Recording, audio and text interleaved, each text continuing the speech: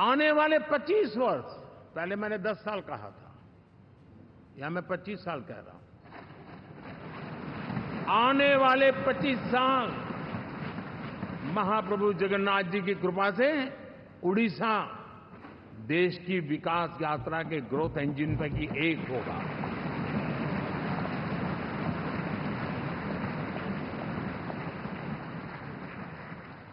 साथियों, हम लोग जब 4 जून के नतीजे चल रहे थे, मैं तो अपने काम में कुछ व्यस्त था। बाद में फोन आना शुरू हो गए,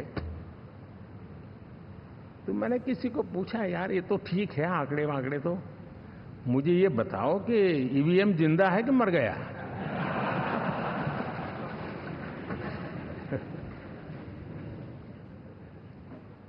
क्योंकि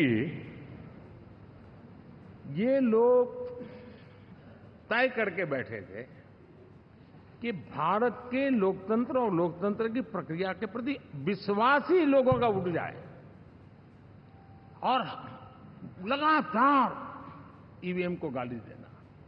और मुझे तो लगता था कि शायद इस बार वो ईवीएम की अर्थी का जुलूस निकालेंगे, लेकिन 4 जून शाम आते आते उनको ताले लग गए, ईवीएम ने उनको चुप कर दिया। ये ताकत है भारत के लोकतंत्र की, ये ताकत है भारत की निष्पक्षता की, ये भारत की ताकत है भारत के चुनावी तंत्र की, चुनाव आयोग की। और मैं मानता हूं कि ये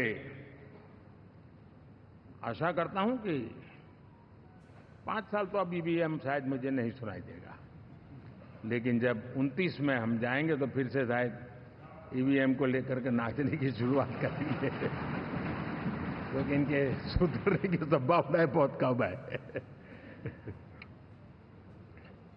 आप देखिए, चुनाव के समय मैंने पहली बार देखा, शायद हर तीसरे दिन इलेक्शन कमीशन के काम में रुकावट आए, इसके लिए सुप्रीम कोर्ट के दरवाजे खटखटाए गए, भांति भांति की एप्लीकेशन, और एक ही टोली थी। और लोकतंत्र के प्रति जिनका भरोभार अविश्वास है, ऐसे लोग सुप्रीम कोर्ट का उपयोग करते हुए कैसे रुकावट डाले, इसका निरंतर प्रयास करते रहे। और चुनाव आयोग की ताकत का एक बड़ा हिस्सा अदालतों में, इस पीक आवर्स में, चुनाव के पीक आवर्स में,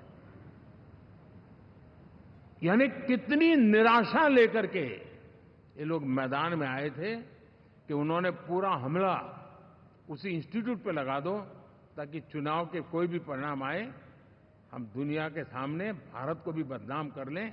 ये षड्यंत्र का हिस्सा था दोस्तों, और कभी भी देश उनको माफ नहीं करेगा। साथियों,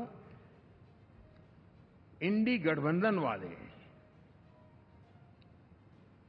जब ईवीएम का विरोध करते हैं, तो मैं सिर्फ एक चुनाव के रूप में नहीं देख रहा। मैं मानता हूं ये लोग मन से पिछली शताब्दी के सोच वाले लोग हैं। वे टेक्नोलॉजी को हम महत्व न समझते हैं, न टेक्नोलॉजी स्वीकार करने को तैयार है। और ये सिर्फ ईवीएम में दिखाई दिया, ऐसा नहीं, यूपीआई में दिखाया। जब हमने कहा कि हिंदुस्तान के लोग डिजिटल ट्रांजैक्शन करेंगे, फिनटेक की दुनिया में आज हिंदुस्तान का नाम हो गया, मानने को तैयार नहीं। आधार आज देश की एक पहचान बना है। मैं तो देख रहा हूं कि मुझे कई देश कहते हैं कि हमें आधार की पद्धति से आगे बढ़ना है, आप कैसे मदद कर सकते हैं। उस आधार को रोकने के लिए सुप्रीम कोर्ट में बार बार जाकर के परेशानियां पैदा की। यानी मूलतः ये प्रगति के विरोधी, आधुनिकता के विरोधी, टेक्नोलॉजी के विरोधी इंडी अलायंस हमने देखा है। साथियों, इस देश के लिए ये भी चिंता का विषय है कि विश्व में भारत के लोकतंत्र की ताकत को कम आंकने का प्रयास, और कितना एक्सट्रीम है। मैं दुनिया में ढोल पीट रहा हूं कि हम मदर ऑफ डेमोक्रेसी है, और ये दुनिया में जाकर के बता रहे नहीं हमारे देश में तो डेमोक्रेसी ऐसा कुछ नहीं, कि वो मोदी बैठ गया है, वो एक चाय बेचने वाला यहां पहुंच कैसे गया। कुछ तो गड़बड़ की होगी। ये जो इनकी मनस्थिति है जी,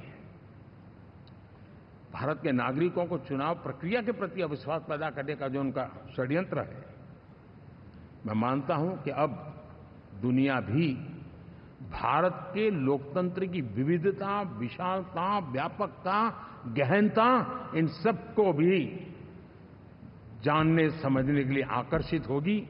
ऐसे ही इस चुनाव के नतीजे में देख रहा हूं। साथियों, जब 1 तारीख को मतदान पूरा हुआ और 4 तारीख को काउंटिंग, इस बीच की चीजों को आप देखिए। योजनाबद्ध तरीके से देश को हिंसा की आग में झोंकने का बयान दिए जाते थे। यहां इकट्ठे होना, यहां पहुंचना, यहां करना। कुछ लोग इस चीज को गंभीर नहीं लेते, लेकिन ये बहुत गंभीर है। आप भारत के लोकतंत्र को, पहले उसकी व्यवस्था को अनादर करते हो, अब परिणाम आने से पहले एक ऐसा माहौल बना दो कि बस आग लगा देंगे। हर प्रकार से उन शब्दों का अर्थ यही निकलता है कि उन्होंने देश को उस दिशा में ले जाने का प्रयास किया था। लगातार देश को गुमराह करने का प्रयास किया गया, देश के लोगों को बांटने का प्रयास किया। अरे, चुनाव एक ऐसा लोकोत्सव होता है कि ज्यादा से ज्यादा लोगों को हम जोड़े, तोड़ने के लिए नहीं होता है। लेकिन हर प्रकार से कोशिश यही की गई। साथियों, मैं मानता हूं कि 2024 के लोकसभा के चुनाव के जो नतीजे हैं, हर पैरामीटर से देखेंगे, दुनिया ये मानती है और मानेगी कि ये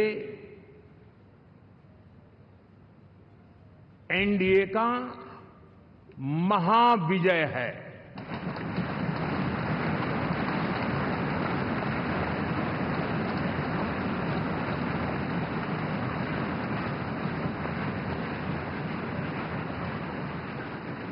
और आपने देखा 2 दिन कैसा चला, जैसे हम तो हार चुके हैं, गए।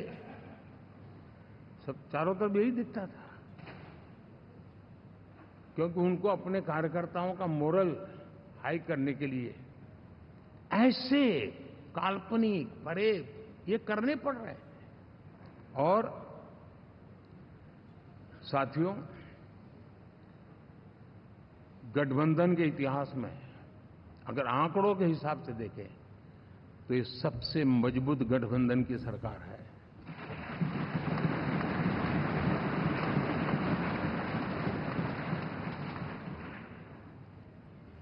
लेकिन